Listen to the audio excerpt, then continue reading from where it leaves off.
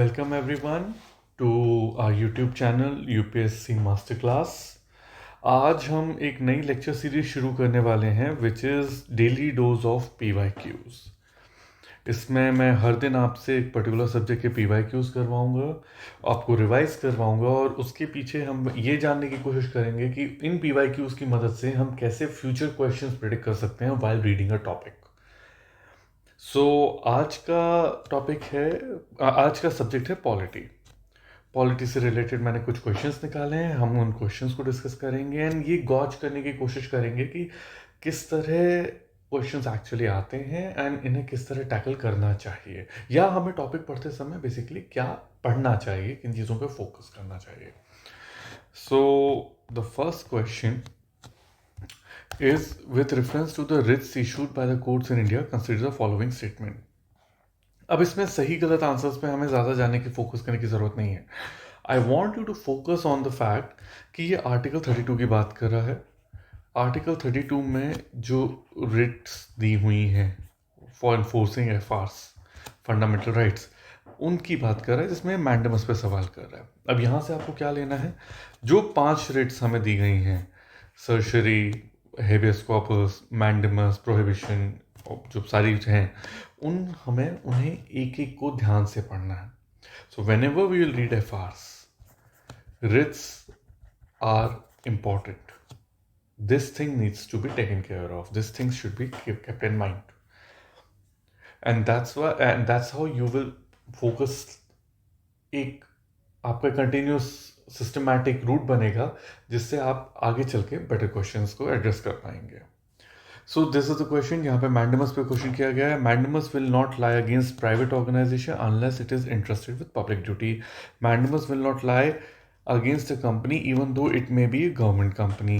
Any public minded person can be a petitioner to move to court to obtain the writ of quo warranto. अब इन्होंने quo warranto डाल दिया आखिर में, पहले मैंडमस की बात हो रही थी, फिर क्यू वारंटो डाल दिया है ना। सो इसमें से हमें एक चीज़ मालूम है कि फंडामेंटल राइट्स जो होते हैं वो सिर्फ और सिर्फ स्टेट के अगेंस्ट होते हैं, राइट? स्टेट के अगेंस्ट होते हैं। So therefore the second will go away and C will be the answer.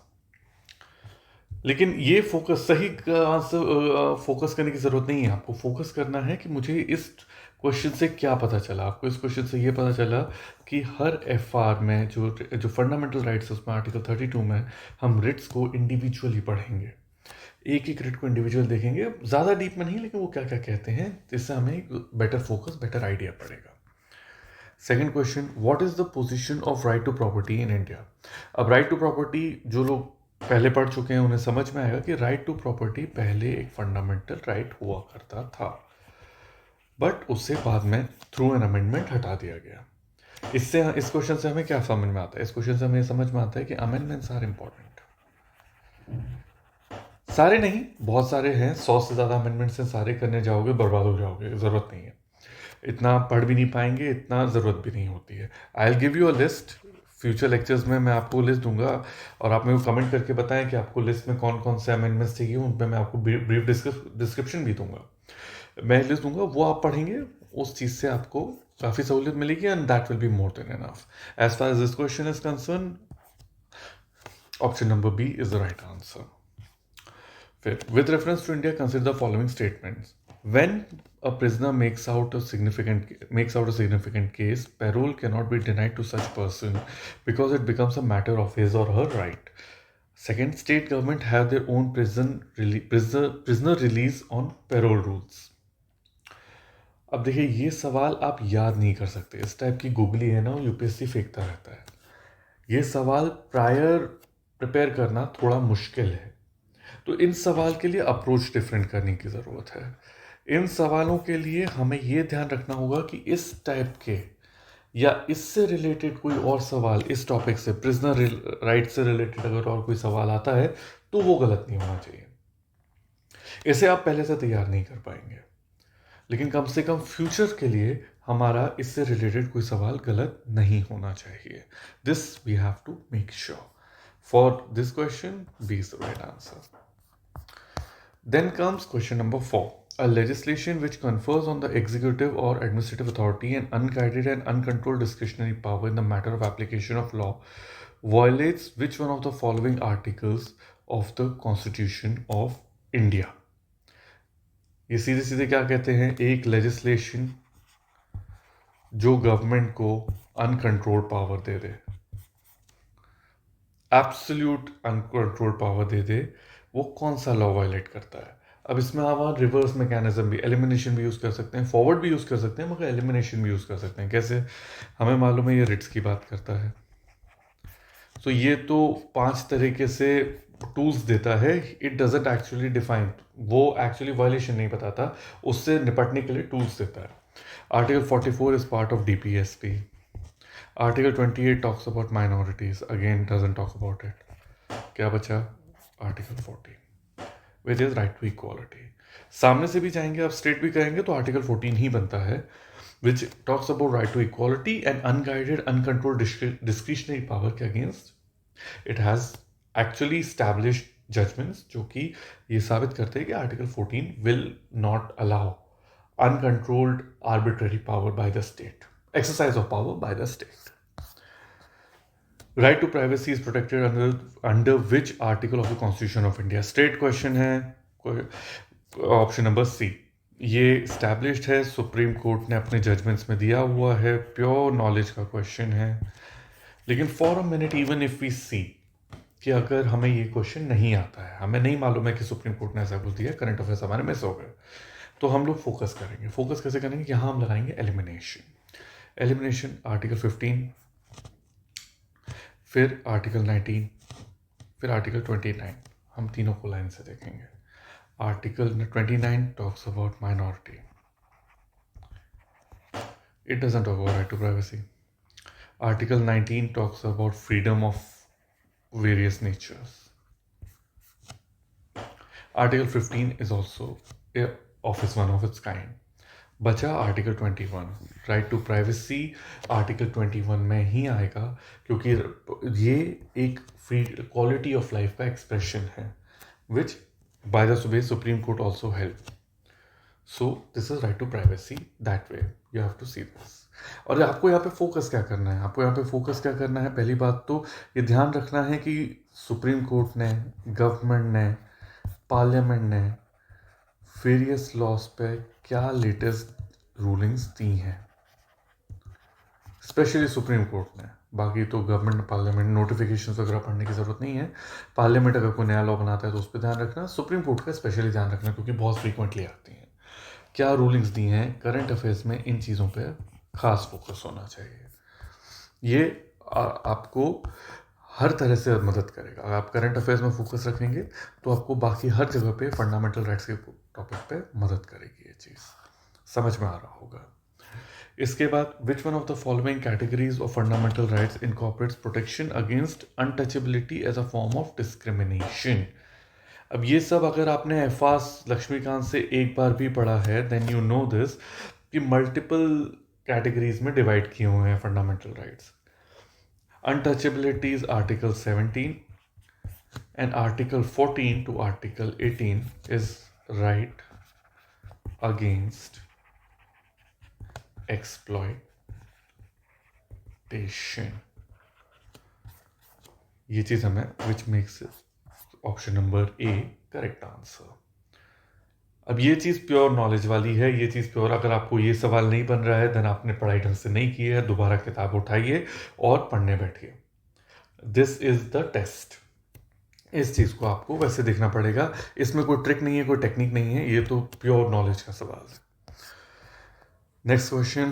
Other than fundamental rights, which of the following parts of the Constitution of India reflects the principle and provisions of the Universal Declaration of Human Rights?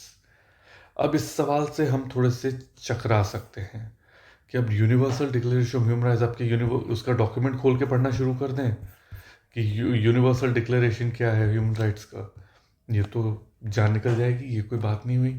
तो यहाँ पे हमें थोड़ा सा दिमाग लगाने की ज़रूरत है। अगेन, किस टाइप के सवाल आते हैं, उन्हें किस तरह घुमाया जाता है, इस पर ध्यान दीजिए आप।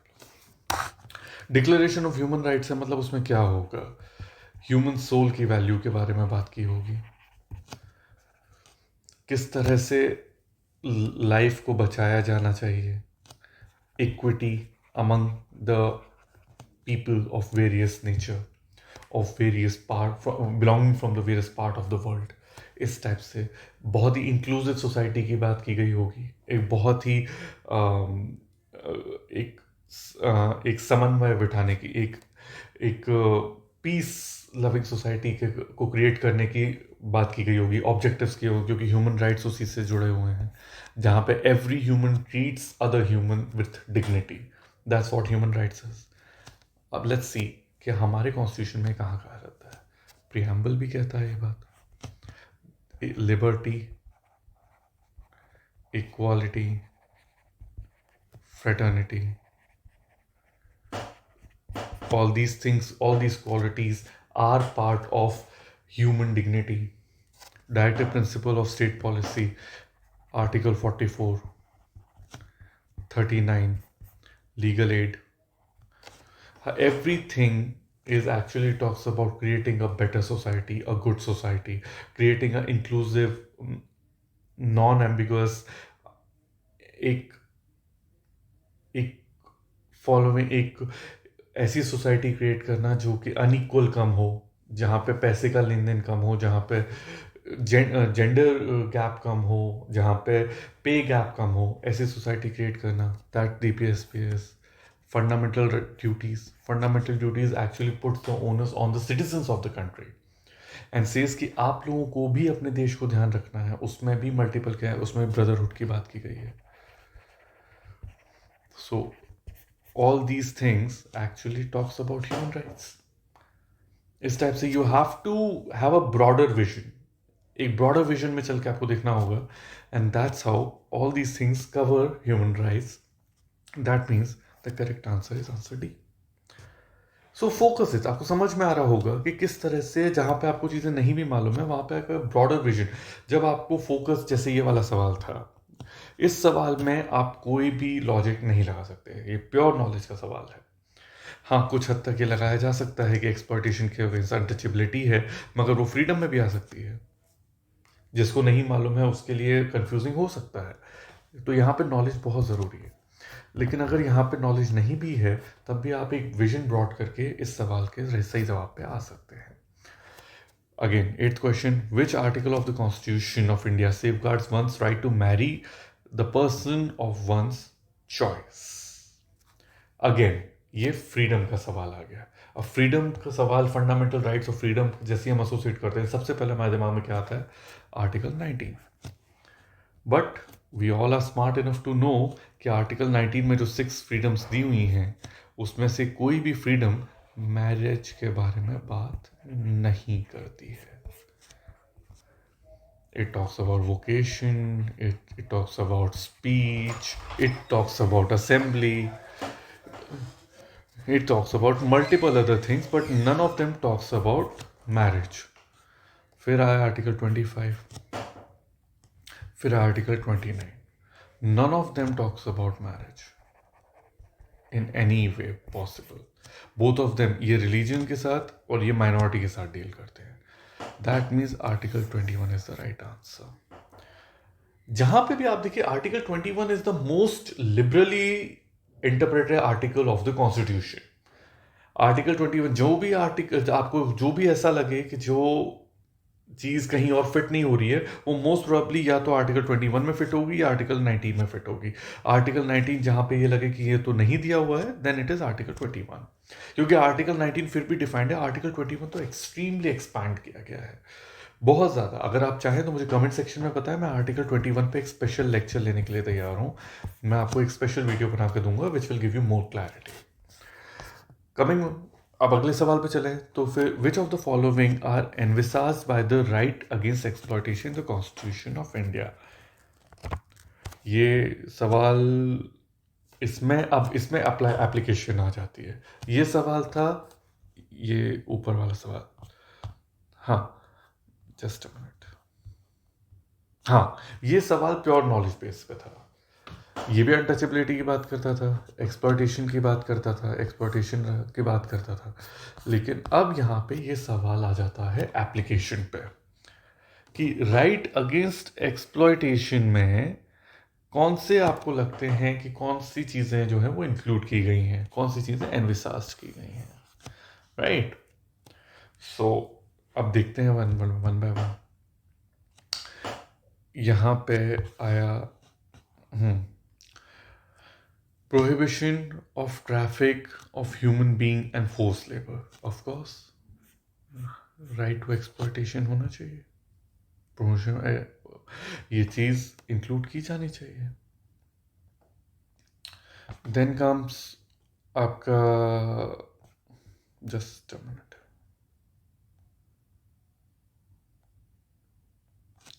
Then comes abolition of untouchability. Abolition of untouchability, again, right against exploitation, absolutely. Abolition होना चाहिए untouchability का। Then comes interest of minorities. Interest of minorities के लिए there is a separate article which is article 29. We all know that. जिन लोगों ने नहीं पढ़ा है वो जाके एक बार फंडामेंटल राइट्स पढ़ें, उन्हें क्लैरिटी आएगी कि article 29 separately talks about interest of minorities. ये एक्सप्लॉयटेशन के अंदर नहीं आ सकता। सेकेंड, ये एक्सप्लॉयटेशन की बात भी नहीं कर रहा है, ये इंटरेस्ट की बात कर रहा है कि उनको क्या मिलना चाहिए, उन्हें किससे बचाने की, प्रिवेंशन की बात नहीं कर रहा है ये। राइट अगेंस्ट एक्सप्लॉयटेशन है, preventing exploitation. This article doesn't talk about it, talks about interest. Abolition of untouchability. अच्छा, अगर इस तरह आप देखें तो अबॉलिशन ऑफ अनटचेबिलिटी भी शायद एक्सप्लॉयटेशन के राइट में ना आए, लेकिन नहीं, हम अनटचेबिलिटी को इसके अंदर रखेंगे। Prohibition of employment of children in factories and mines, of course that is very clearly a right against the human rights of children. So this will be considered as a right against exploitation. So by that logic, 1, 2 and 4, the correct answer is option A, except 3. So इसमें आप देखिए ये application का question है। Again इसमें आपको ये right answer देखने की जरूरत नहीं है। कुछ कोचिंग का कोई और लॉजिक हो सकता है, हो सकता है कोई और आपको राइट आंसर देते हैं, ये हो सकता है, वैसे होना नहीं चाहिए मगर ये हो सकता है कि उनका कोई और लॉजिक हो, मगर हमें एप्लीकेशन पे फोकस करना है। और इसमें आप जितना ज़्यादा प्रैक्टिस करेंगे, जितना ज़्यादा आप आगे बढ़ेंगे, आगे और ज़्यादा सवाल करेंगे, उतना आपका एक्यूमेन परफेक्ट होता जाएगा। Then comes question number 10. The Supreme Court of India has held that some judgments that the reservation policies made under Article 16 subclause 4 of the Constitution of India would be limited by Article 335 of Maintenance of Efficiency of Administration. Article 335, statement number 2, Article 335 of the Constitution of India defines the term efficiency of administration. Which of the following is correct in respect of above statements? हम लोग ये बहुत अच्छी तरह जानते हैं कि article 16 sub clause 4 जो rights and backward classes and minorities को पब्लिक एम्प्लॉयमेंट में गवर्नमेंट को इक्विप करता है कि उनके लिए अफर्मेटिव एक्शंस ले सके। आर्टिकल 16 सब क्लॉज 4 में ये चीज़ इंक्लूड की गई थी फर्स्ट अमेंडमेंट से।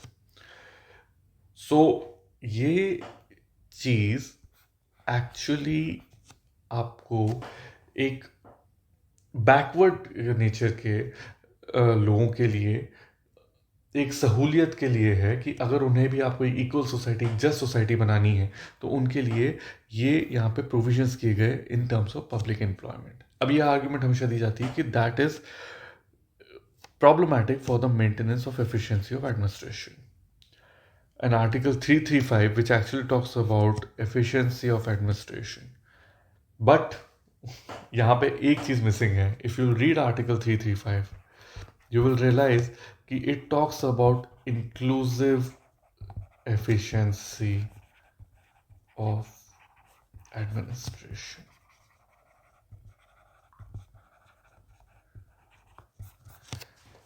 ये इंक्लूसिवनेस की बात करता है कि सबको साथ लेकर एक एफिशिएंसी क्रिएट करने की ज़रूरत है और that's how the society should build and that's how the public employment should be provided.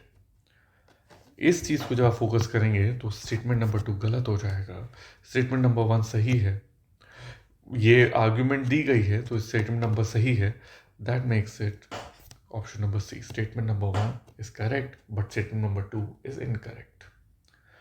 यहाँ पे अगेन ये गूगली क्वेश्चन है, आप हर जगह याद नहीं कर सकते, लेकिन जो भी मेन आर्टिकल्स हैं कॉन्स्टिट्यूशन के अदर देन एफआरस, डीपीएसपी, एफडीज और उसके बाद फिर सेंटर स्टेट रिलेशंस, पार्लियामेंट, जो भी ये मेन है, उसके अलावा भी आपको एक लिस्ट होनी चाहिए जिसमें जो इंपॉर्टेंट आर्टिकल्स आपको लगते हैं उनकी आप लिस्ट बनाएं, उन्हें एक कर्सरी रीडिंग से देखते रहें, जिसके कारण आपकी ये गलतियां ऐसे गूगली इसको आप बेटर हैंडल कर पाएं।